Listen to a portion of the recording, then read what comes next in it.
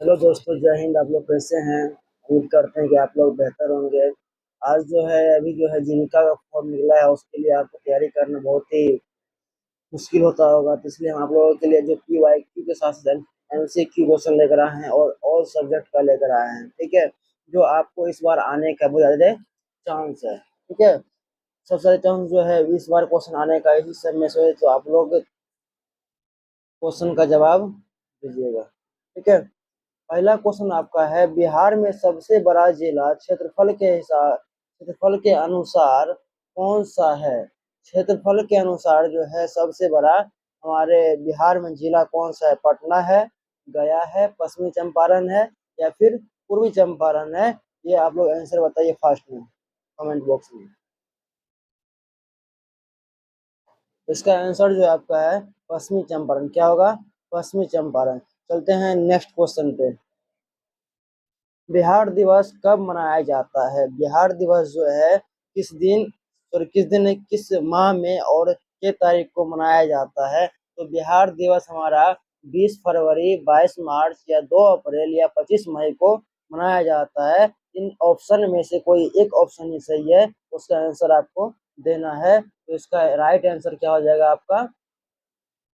22 मार्च को जो है बिहार दिवस मनाया जाता है। नेक्स्ट क्वेश्चन की ओर चलते हैं। जीविका का मुख्यालय कहाँ स्थित है?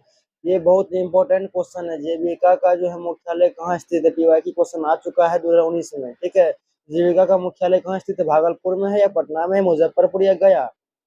किसमें है? तो आपका इसमें हो जाएगा पटना में। किसमें होगा? Patna. Patna is right answer है। ठीक है, इस बात को ध्यान रखिएगा। नेक्स्ट क्वेश्चन आपका मैथ से। क्या है? मैथ से।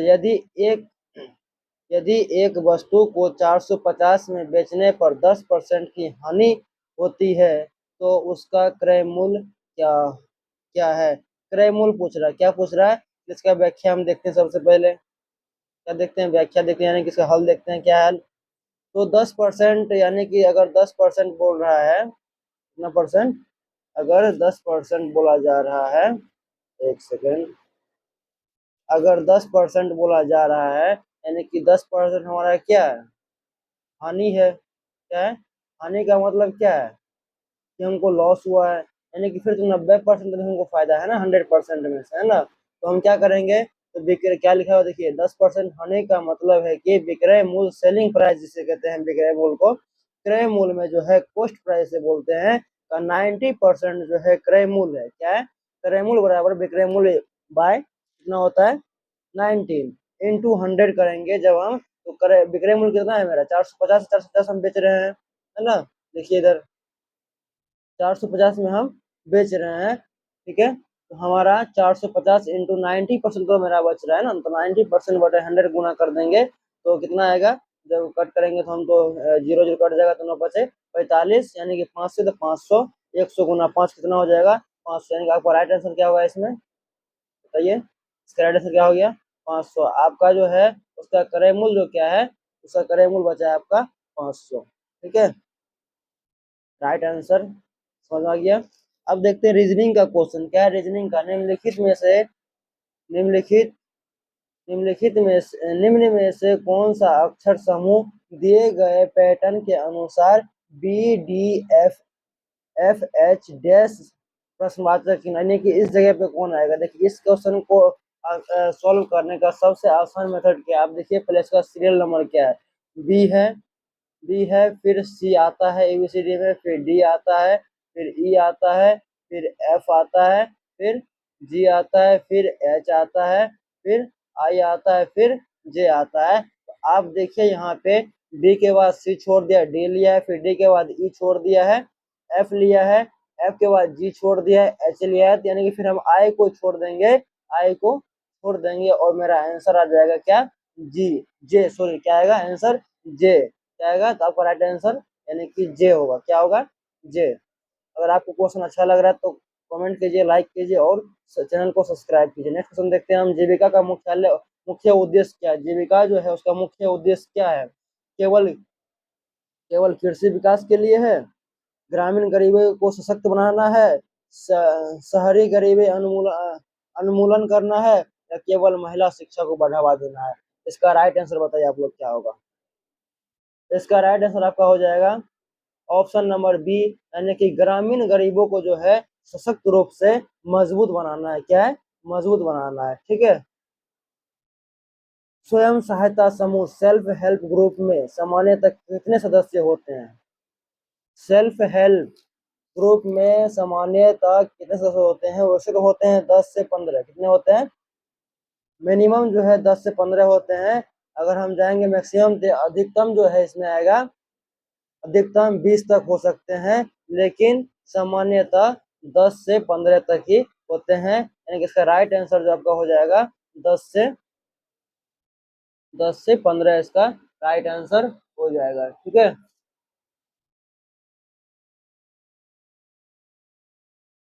क्यों हाथ दिखल रहा है मेरे बुक में? आ गया ऊपर से। ठीक है। नेक्स्ट क्वेश्चन देखते हैं। स्वयं सहायता समूह SHG स्वयं सहायता समूह में कितने सदस्य एक समूह का प्रतिनिधित्व कर सकते हैं?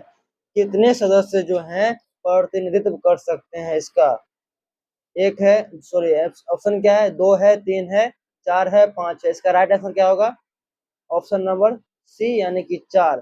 4 जो है स्वयं सहायता समूह में जो है एस SHG में कितने ग्रुप सदस्य एक समूह करता है? 4, मिनिमम 4, मैक्सिमम 4 ही है। ठीक है। चूहा को तो भगाना पड़ेगा, है ना। चलिए, नेक्स्ट क्वेश्चन आपका है ग्रामीण आजीविका। क्या है? ग्रामीण आजीविका मिशन NRLM को अब किस, अरे यार,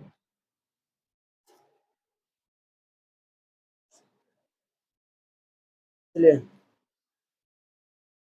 प्रश्न आपका क्या है? सॉरी, प्रश्न आ गए थे बीच में।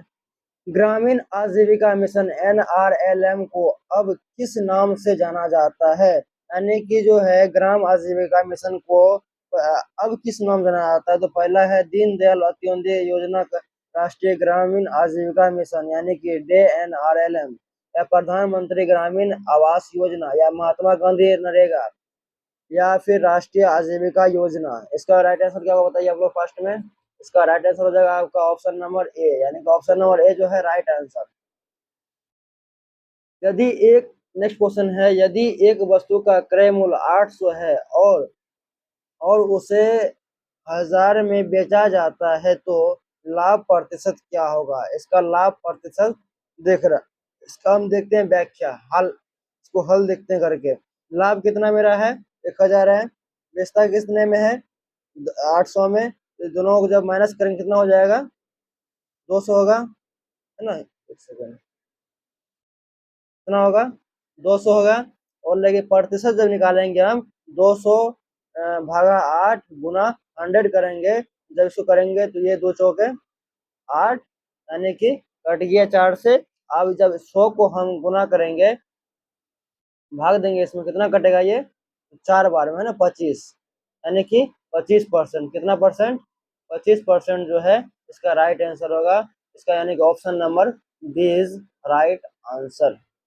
नेक्स्ट क्वेश्चन देखते हैं बाबू हम, कि एक व्यक्ति 10 किलोमीटर घंटा की गति से चल रहा है, वो 2 घंटे में कितना दूरी तय करेगा? यानी कि 10 किलोमीटर, एक व्यक्ति 10 किलोमीटर चलता गति से चल रहा है, तो वह कितना घंटा चलेगा? यानी कि इसको हम 2 से मल्टीप्लाई कर देंगे तो हमारा आ जाएगा 20, यानी कि राइट आंसर हो जाएगा हमारा option number C is right answer. ठीक है। नेक्स्ट क्वेश्चन देखते हैं हम। निम्न में से कौन सा अक्षर समूह दिए गए पैटर्न के अनुसार ACEG डैश है? मैं आपको पहले ही बताया हूँ, इस क्वेश्चन सोल्व करने के लिए पहले आपको एग्जिट लिख लीजिए जैसा से ABCDEFGHI।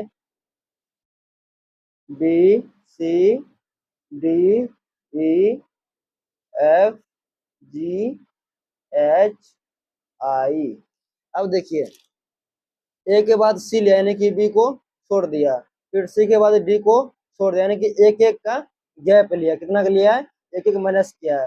फिर यहाँ पे क्या लिया है? ई लिया है, एफ को छोड़ दिया, फिर जी लिया है, एच को छोड़ दिया। अब जब एच को छोड़ दिया गया है तो हमारा आंसर क्या आएगा? आई, क्या आएगा? आई, यानी कि option number B is right answer, आई। नेक्स्ट क्वेश्चन देखते हैं। एक परिवार में एक पिता, एक माँ और 5 बच्चे हैं, तो परिवार में कुल कितने सदस्य हैं? यानी कि एक परिवार में एक पिता, यानी कितने पिता हैं? एक पिता है और एक माँ है, यानी कि 1 + 1 इक्वल टू 2 हो गया। फिर 5 बच्चे हैं, तो बराबर कितना हो जाएगा? 7। Option number 7 is right answer. ठीक। यदि कैट को 8 लिखा जाता है तो बैट को क्या लिखा जाएगा? सबसे आसान क्वेश्चन है। इस सब क्वेश्चन को आसान आता है, लेकिन बच्चे लोग को समझ में नहीं आ पाता इस क्वेश्चन को। सबसे पहले देखिए, CAT को लिखा है, क्या है? CAT लिखा है। CDE होता है ना, यानी कि डी गैप छोड़ दिया है एक को उधर करने में। ठीक है, हम लिखते हैं बी। एक सेकंड, हम लिखते हैं BAT। क्या लिखेंगे? BAT। CD क्या होता है? CD, यहाँ पे BC क्या होगा? BC और D क्या होगा यहाँ पे? ऑप्शन नंबर डी, यानी कि राइट आंसर हो जाएगा आपका डी। DAT क्या होगा? DAT। ठीक है। नेक्स्ट क्वेश्चन देखें। हाल ही में भारत ने किस देश के साथ एकीकृत भुगतान इंटरफेस यूपीआई को लागू करने के लिए एक समझौता किया? अमेरिका से किया, या जापान से किया, सिंगापुर से, या संयुक्त राज्य अमीरात से? किससे किया? संयुक्त अरब अमीरात से। इसका राइट आंसर क्या हो जाएगा? आपका ऑप्शन नंबर सी, यानी कि सिंगापुर से जो है इसका अभी समझौता हुआ है। ठीक है, यूपीआई लागू करने के लिए सिंगापुर, कहाँ पे? सिंगापुर। ठीक है। G20 सम्मेलन 2023 किस शहर में आयोजित किया गया था? क्या क्या आयोजित हुआ था? नई दिल्ली, पेरिस, टोक्यो, रोम। कहाँ हुआ था? नई दिल्ली। हाँ, नई दिल्ली में। भारत का राष्ट्रीय खेल क्या है? हॉकी। क्या है? हॉकी। ये तो आसान को सब बता सकते हैं। आपका ये लास्ट क्वेश्चन था, है ना? उम्मीद करते हैं आप लोगों को बेहतर समझ में आया होगा। आप लोग वीडियो को शेयर करें और लाइक करें और सब्सक्राइब करें चैनल को, और अपने दोस्तों को शेयर करें कि हमको थोड़ा मोटिवेशन मिले और वीडियो बनाने के आप लोग के लिए हम तत्पर हमेशा खड़े रहें। अगर कोई भी सवाल अगर इसमें गलत हो या गलत से बताया गया होगा तो आप कमेंट में बताइएगा। ठीक है, धन्यवाद।